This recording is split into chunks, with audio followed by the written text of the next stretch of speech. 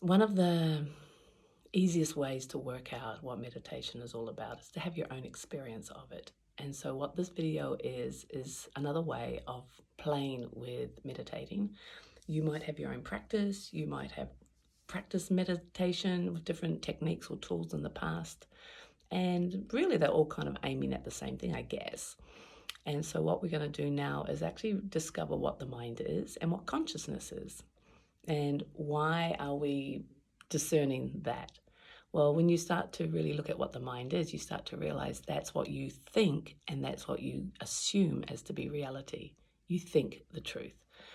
Um, when you start to become conscious of that, of the thinking and of the habitual patterns, you start to realize that perhaps you don't need to think that. And if you're not thinking that, what is your reality? And it changes. You start to realize thoughts are something that have a beginning and an end and keep changing. And yet, if you're not thinking, there's something that remains, this consciousness, this presence.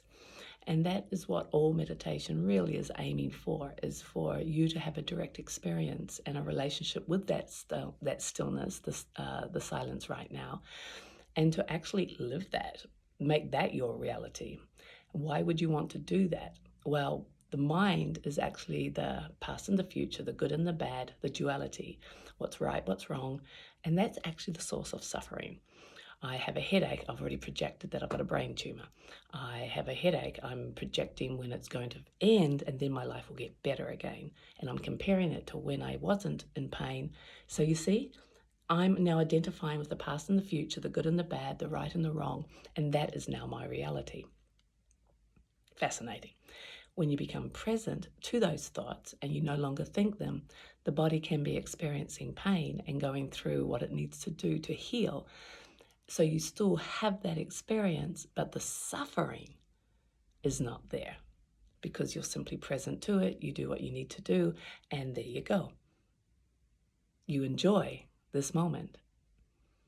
You can actually be so present with what's going on right now that there's just a natural sense of contentment, a knowingness that everything's fine, even though there's healing going on in the body, which could equal, pain or, uncomfortableness or whatever, the flu, needing to sleep. So you honor what's going on. You don't resist it and fight it.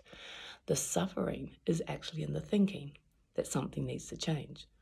The past when it wasn't there, the future when it's going to go, what's right, what's wrong, what do I need to do, what did I do to create this? Like the mind is the suffering. So to realize what the mind is and to let go of that means that you are now experiencing this different experience, which is freed from suffering. Many great teachers from different traditions and walks of life and locations around the planet say the same thing. All suffering is created in the mind.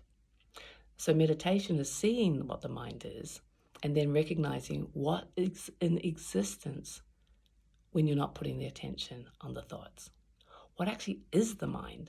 Is it this thing? What actually is my ego? Is it this thing that I've got to do something with? No, it's just thoughts.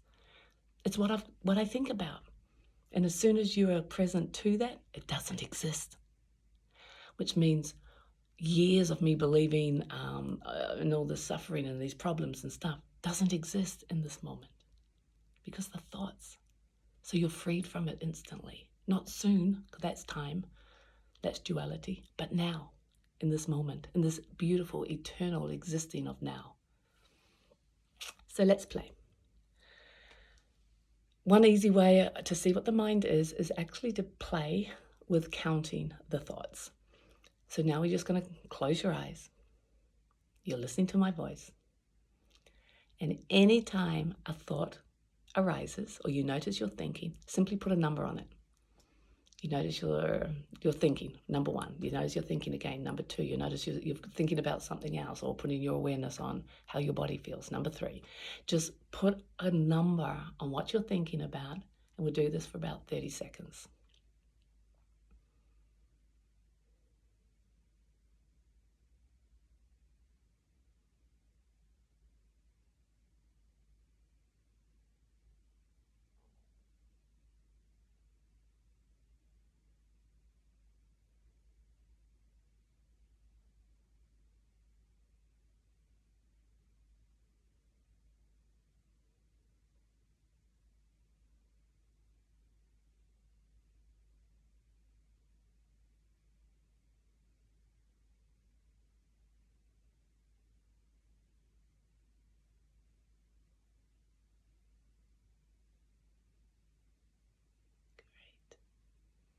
And open your eyes.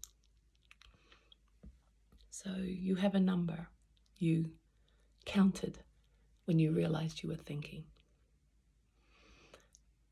What is your number? And the reality is the number is actually unimportant but what is important is the fact that you counted.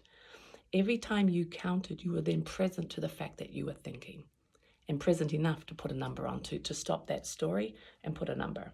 And then you notice you were thinking again, creating a story again about something, and you were present enough to put a number.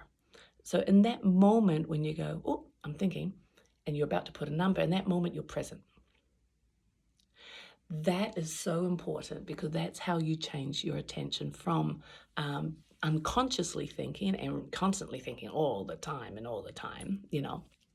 The average human thinks about 120,000 thoughts a day, if not more. And you're becoming present in that 30 seconds to interrupt that unconscious flow of chatter and put a number in there.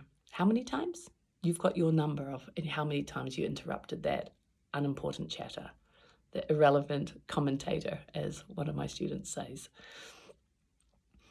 And why we call it irrelevant commentating or unimportant chatter is when you start to investigate it, it is like little voices there going, what's going on, and what's this, and this is okay, and what are we doing, and should I do more? It's like little birds sitting here just going tick, tick, tick, tick, tick, tick.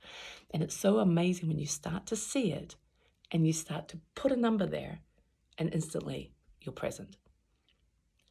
Play with this exercise. Comment below. Tell me what happens for you, because it is super exciting. This is the first jump in consciousness, from unconsciousness to becoming conscious. A huge jump from waking state to being present. Waking state, or unconscious, I would call it, thinking state to becoming present. Amazing. So play, explore, keep doing it, see what happens. Do it for longer than 30 seconds. Just see where you go, what stories get created. It's hilarious to see what we start thinking about. And that's what we've done all our lives. So it's an unconscious pattern. And now you're starting to interrupt it and realize something else exists when you become present. Amazing.